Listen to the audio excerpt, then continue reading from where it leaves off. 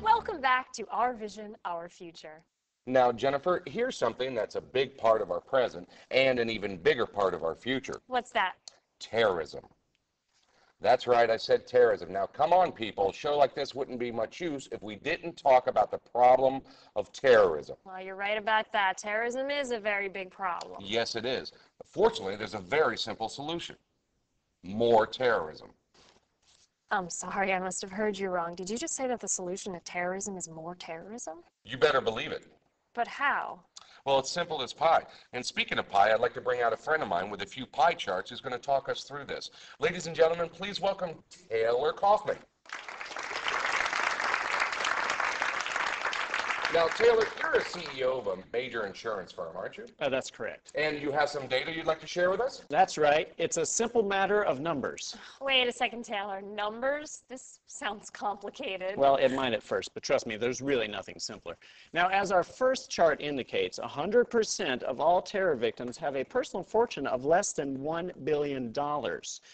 In other words, not one billionaire has died as a result of a terror attack. In fact, not one billionaire has been injured as a result of a terror attack. Thank goodness for that. Now, 9/11 has given us compelling reasons to raise insurance premiums.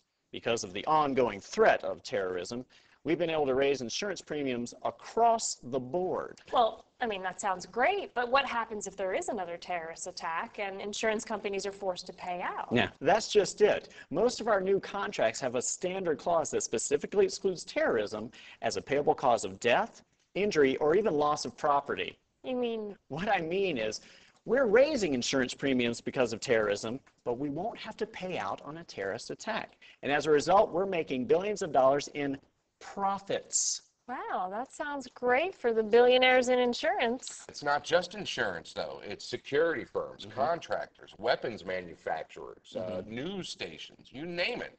It's helping all billionaires all across the board. Indeed. Now, as our last chart indicates, during Bush's presidency, his policies have actually raised the number of terrorist acts and terrorist attacks. And as a result, we billionaires stand to make, well, billions. And I'll tell you this, Kerry's policy on terrorism isn't more terrorism, it's less. No, boo. No good.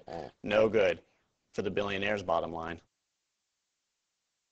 Wow, who would have guessed it? Terrorism is good for us billionaires. You can't argue with those numbers. George W. Bush's terror-generating foreign policy has been good for us billionaires. We'll be right back.